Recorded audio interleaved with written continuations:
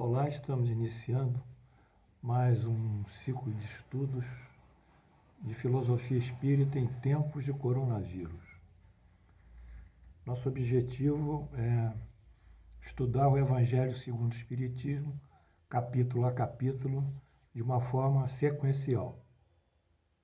Interpretar os textos evangélicos de acordo com a filosofia espírita e o espiritismo experimental, que são as duas grandes alavancas interpretativas e de abertura das metáforas propostas por Jesus. Bem, essa aula como eu disse, essa aula é 47. Eu peço para o César Faria Vieira, está na CTI da Unimed Rio, Ayrton Senna, 2550 na Barra. Peço pelo espírito de Arnaldo Galperin, um grande amigo meu, um grande colaborador do Frei Luiz. Peço por Gentil Carula, na cidade de Cambará, Paraná, ambos também desencarnados. O capítulo de hoje é o capítulo 10 do nosso Evangelho. Continuamos seguindo o título principal, Bem-aventurados que são misericordiosos, porque obterão a misericórdia. Hoje voltaremos a João 13, versículos 3 e 11. Aqueles que está sem pecado, atire a primeira pedra. Vamos ao texto. Então os escribas e os fariseus trouxeram-lhe uma mulher que havia sido apanhada em adultério e a fizeram ficar de pé no meio do povo. E disseram a Jesus: Mestre, essa mulher foi surpreendida em adultério. Ora, Moisés nos ordenou, na lei, de apedrejar as adúlteras. Qual a vossa opinião sobre isso? Apedrejar a mulher adúltera. Falavam assim, tentando, a fim de acusá-lo. Jesus, porém, abaixando-se, pôs-se a escrever com os dedos na terra. Mas se curvou. E como eles continuassem a interrogá-lo, Jesus levanta-se e diz, olhando para eles, que aquele que dentre vós, que esteja sem pecado, que atire a primeira pedra. Mas estes, ouvindo falar daquela maneira, foram se retirando, um após outro, saindo primeiro os mais velhos, e assim Jesus ficou só com a mulher, que estava ainda no meio da praça. Mulher, onde estão os teus acusadores? Ninguém te condenou? Ninguém, Senhor, disse-lhe. Eu também não te condenarei. Vai e no futuro não peques mais. Vai, eu não te condenarei, vai no futuro não peques mais. Vamos, para podermos entrar na interpretação dessa parábola, vamos traçar aqui alguns contextos, alguns conceitos sobre casamento, adultério, leis mosaicas, sobre o adultério, sobre o casamento e alguns conceitos da filosofia espírita. Vamos lá. Primeiro, casamento, na lei mosaica.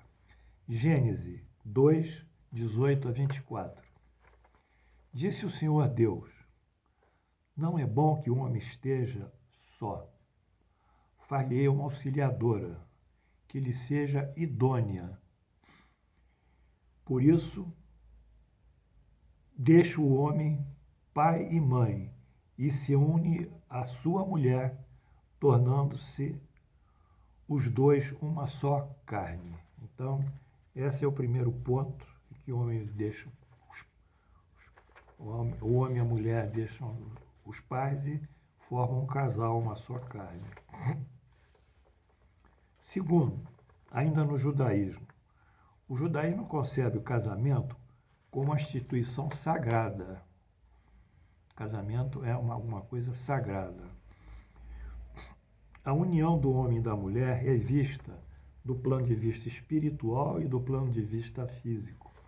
Há um comprometimento dos dois, há um pacto de fidelidade, de respeito mútuo, que se destina a amarem-se e terem filhos, educarem os filhos, gerarem nos filhos os princípios da religião e da tradição judaica e da moral também.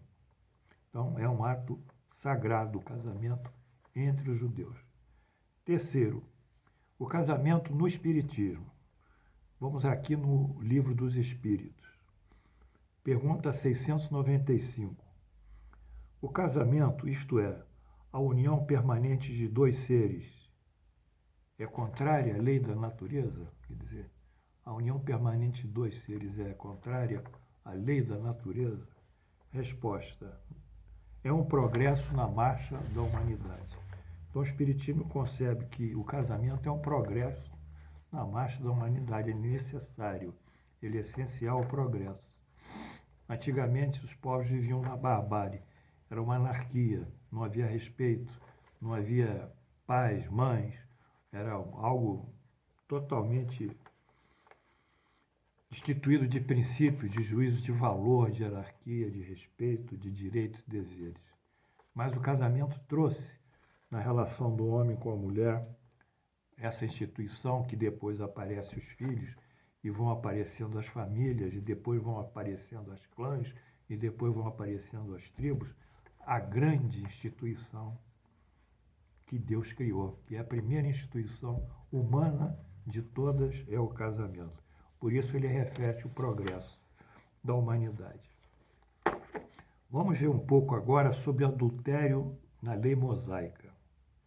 O que a lei mosaica diz sobre adultério? Êxodo 20.14, Deuteronômio 5.2.18. Não cometereis adultério. É o Êxodo 20.14. Ou seja, não discrimina se é homem ou mulher. A proibição do adultério se estende para ambos os gêneros. Não diz que homem ou mulher. Não cometereis adultério. De respeito, de uma forma geral, aos ambos, ao homem e à mulher. Levítico 20.10. Se um homem adulterar com a mulher do seu próximo, seja morto o adúltero e a adúltera. Bem, o Levítico é o terceiro livro de Moisés. Primeiro é Gênesis, segundo é Êxodo,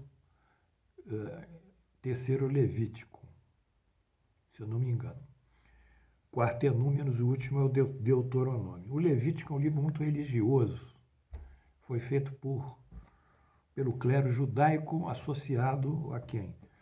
Aos reis, aos imperadores, aos poderosos de Israel.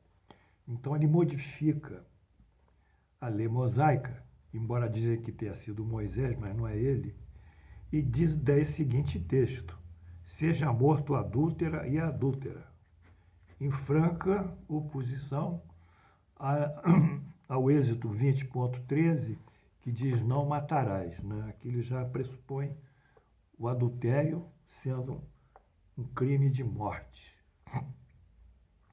Em Deuteronômio 22, continua essa nova jurisprudência, que não é de Moisés, eu quero repetir, é dos homens, não é divina, é daqueles que fazem. Se um homem for achado com uma mulher que tem marido, uma mulher que tem marido, então ambos morrerão. O homem que se deitou com a mulher, assim eliminará o mal de Israel. Ou seja, eles tomam o adultério como um fato desagregador da família e, por extensão, da sociedade. E para dar uma estabilidade à sociedade, tem que estabilizar as famílias. Estabilizar as famílias é manter a fidelidade conjugal. E por isso eles são punidos com pena de morte. Já estamos vendo uma abrangência de nível social nesses textos, saindo estritamente da moral mosaica, a moral dos 10 mandamentos. No judaísmo, ainda, o adultério é concebido como a relação de um homem com uma mulher casada. Veja só, relação de um homem com uma mulher casada. O homem pode se relacionar com uma viúva, com uma solteira ou com uma divorciada. E isso não é considerado adultério. Portanto, nesse momento, a mulher casada é que o objeto de punibilidade e sobre ela recai exclusivamente a responsabilidade, ou seja, sobre ela é a culpada, vai ser a culpada da desagregação daquela família e, eventualmente, de acordo aí com Deuteronômio e Levítico, levada à morte.